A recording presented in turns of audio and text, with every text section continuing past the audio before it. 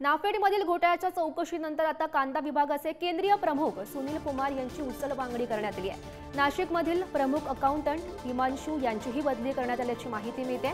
नाफेड आणि एनसीसीएफची गोदामं एकच आहेत, पण एकमेकांशी खरेदी एकत्रित दाखवून आता केंद्र सरकारला कोट्यवधीचा चुना लावल्याचा आरोप करण्यात येतोय। नाफेडचा कांदा परस्पर दुबईत फिरवला असून दुय्यम दर्जाचा कांदा नाफेडला दाखवून नाफेडची ही फसवणूक केल्याचाही आरोपही करण्यात येतोय। दरम्यान अद्याप एनसीसीएफच्या चौकशीला सुरुवात झाली नाहीये। नाफेडच्या कांदा खरेदीमध्ये मोठा गैरव्यवहार झाल्याचा आरोप झालेला असतानाच केंद्राच्या 4 मंत्रालयाचे अधिकारी नाशिकमध्ये तळ ठोकून होते। त्यांच्या उपस्थितीमध्ये विविध ठिकाणी चौकशी करण्यात आली आणि त्याच चौकशीच्या दरम्यान आता 2 मोठ्या कारवाया करण्यात आलेल्या आहे।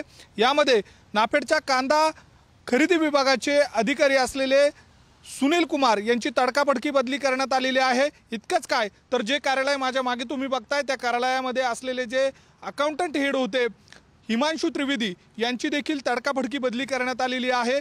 एकूणच 4 दिवसांपासून नाफेडच्या गैरव्यवहाराच्या पार्श्वभूमीवर अधिकाऱ्यांकडून चौकशी केली जाते। फेडरेशनची या सगळ्या संबंधी चौकशी केली जाते आणि याच दरम्यान शेतकऱ्यांकडून कांदा खरेदी करणं अपेक्षित असताना थेट यामध्ये बोगस खरेदी केल्याचं आता उघड होताना आपल्याला बघायला मिळतंय। चौकशी दरम्यान या अधिकाऱ्यांचा थेट सहभाग नसावा यासाठी यांची उचलबांगडी करण्यात आलेली आहे।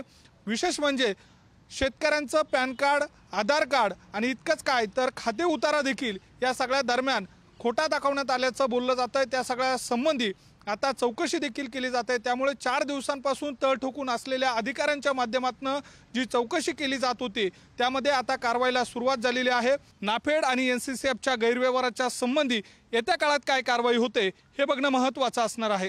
व्हिडिओ जर्नलिस्ट जय साबळेसह किरण ताजने, पुढारी न्यूज, पिंपळगाव बसवंत, नाशिक। दरम्यान नाफेडच्या कांदा खरेदीमधील अधिकारी हे फक्त हिमनगाचे टोक असून त्याखाली अनेकांचे हात आहेत असा आरोप स्वाभिमानी शेतकरी संघटनेचे प्रदेशाध्यक्ष संदीप जगताप यांनी केलाय। पाहूयात।